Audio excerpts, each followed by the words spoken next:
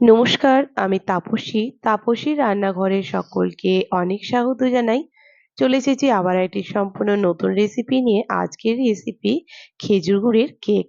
তো চলুন খেজুর গুড় দিয়ে আজকে আমি কেক বানাবো। ভীষণ টেস্টি, ভীষণ ভালো লাগে খেতে। তো এবার ১ কাপ সমান ১ কাপ নিয়ে নিলাম আমি ময়দা। তো ময়দাটাকে ভালো করে আমি চেলে নেব ১ম এই। তারপর আরো কিছু মিশ্রণ নেব, সেগুলোকেও কিন্তু আমি ভালো করে চেলে নেব। তো ১ম এ এখানে ময়দাটা চেলে নিলাম একটা বড় পাত্রের মধ্যে। নিয়ে নিলাম এখানে কেকটাকে দারুণ টেস্টি করার জন্য এখানে 1/3 কাপ গুঁড়ো দুধ, এখানে ১ চামচ নিয়ে দিলাম বেকিং পাউডার, 1/2 চামচ নিয়ে নিলাম বেকিং সোডা। ভালো করে এবার এগুলোকে মিশিয়ে নেব। এবার তো ভালো করেই জানেন সারাটা মাস এতটাই অসুস্থ ছিলাম যে কোনো কেক এবার আমি ২৫শে ডিসেম্বর আগে বানাতেও পারিনি। তারপরেও না এতটা অসুস্থতার মধ্যে কাটিয়ে সবে একটুখানি ভালো হয়েছি। তাই মনে হলো সারাটা মাস তো চলেই গেল। নতুন বছরে একটু নিজের হাতে কেক বানাই। তো চলুন এখানে আমি 1/2 কাপ নিয়ে নিয়েছি খেজুর গুড়, 1/2 কাপ নিয়ে নিয়েছি এখানে দুধ, গরুর দুধ। এখানে দুধটাকে গরম করে ঠান্ডা করে নিয়েছি। আর এখানে 1/4 কাপ দিয়ে দিলাম সাদা তেল, যেই তেলের কোনো স্মেল থাকবে না। এবার যে গুঁড়ো মিশ্রণগুলো আমি রেখেছিলাম অল্প অল্প করে এখানে দেবো আর ভালো করে ব্যাটারটাকে আমি এখানে রেডি করে নেব। কেক খেতে কম বেশি আমরা সকলেই খুব ভালোবাসি। আর তাছাড়া নিজের হাতের কেক কতই না ভালো লাগে বলুন। আজ এখানে খেজুর গুড়ের দিয়ে মানে এর স্বাদ কিন্তু সবকিছুর মধ্যে আলাদা। খেজুর গুড়ের এখন যাই করবেন না কেন সেটাই যেন একদম অমৃত বলে মনে হয় বলুন। খেতে কিন্তু অসম্ভব ভালো লাগে।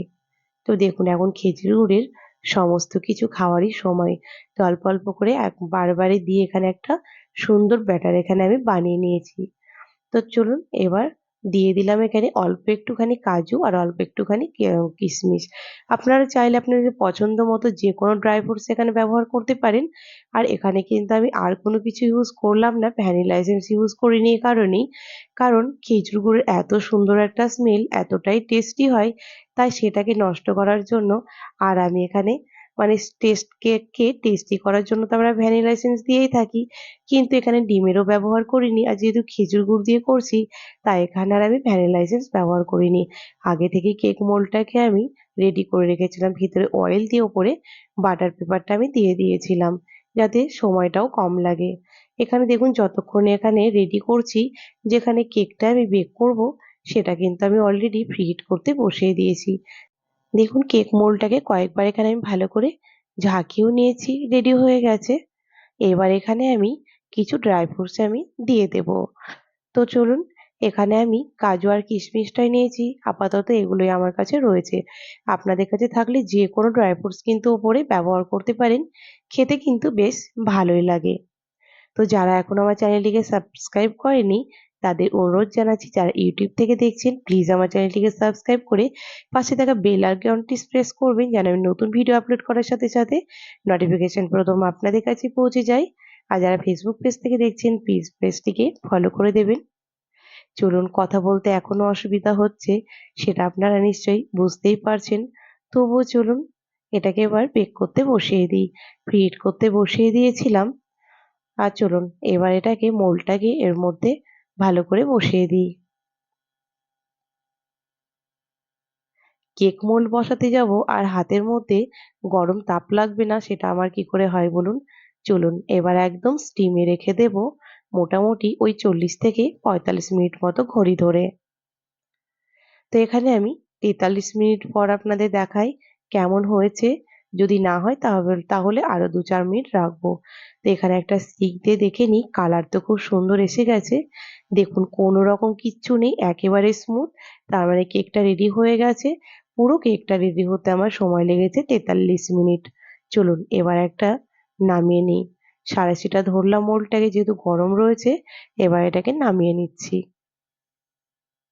দেখুন কি সুন্দর কালার এসেছে আর কেকটাও কত সুন্দরভাবে ফুলেছে আর ভীষণ ফ্লাফিও হয়েছে। যেহেতু আমি ডিম ছাড়াই বানাচ্ছি আর এই নিরামিষ কেকগুলো সবসময় খাওয়াও যায়, সকলে খেতেও পারে আর খেতেও বেশ ভালো লাগে। সকাল সন্ধ্যা এখন চায়ের সাথে কেক খেতে ভীষণ ভালো লাগে। দেখুন কি সুন্দর একটা কালারও এসেছে। কেকটাকে ঠান্ডা হয়ে যাওয়ার পর আপনাদের কেটে দেখাচ্ছি। দেখুন, এখানে মোটামুটি আমি যেহেতু রাত্রে কেকটা বানিয়েছিলাম গত রাত্রে, তাই সকালবেলায় কেটেছি আর আপনাদের সকালবেলাতেই দেখাচ্ছি। চলুন, সাইড দিয়ে একটু ছুরি দিয়ে হালকা করে দিয়েছি আর ২-১ বার থাবা দিতেই কেকটা একদম বেরিয়ে আসছে। দেখুন কি সুন্দর লাগছে আর কেকটা কি সুন্দর ফুলেছে। চলুন, যে বাটার পেপার গুলো রয়েছে সেগুলো এবার ছাড়িয়ে দেব। দেখেই নিশ্চয়ই বুঝতে পারছেন কেকটা কতটা ফ্লাফি হয়েছে। দেখুন একদম জালিদার।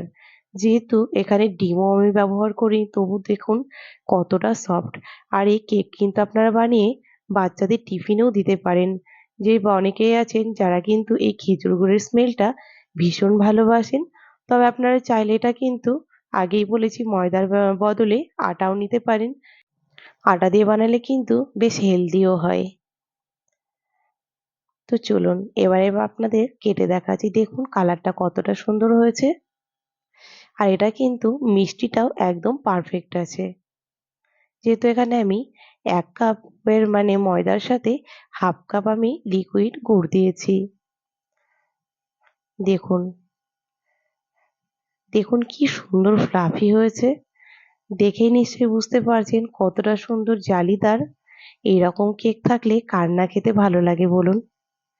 তো আমার রেসিপি যদি আপনাদের ভালো লেগে থাকে তাহলে লাইক, শেয়ার করতে ভুলবেন না। কমেন্টে আপনারা অবশ্যই আমাকে জানাবেন এই খেজুর গুড়ের মানে কেকের রেসিপি আপনাদের কেমন লেগেছে। আর ভালো লাগলেও এই সিজনে আপনারাও বাড়িতে এরকমভাবে খেজুর গুড়ের কেক বানিয়ে আমাকে সেটাও কমেন্ট বক্সে জানাবেন যে আপনাদের কেমন লেগেছিল। তো চলুন এগুলো পিস পিস করে কেটে নিই আর সকলকে এখানে দিয়েও দিই।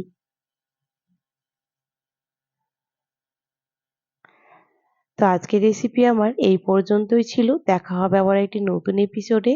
নতুন রেসিপি নিয়ে হাজির হয়ে যাব। আপনারা সকলেই ভালো থাকবেন, সুস্থ থাকবেন। ধন্যবাদ।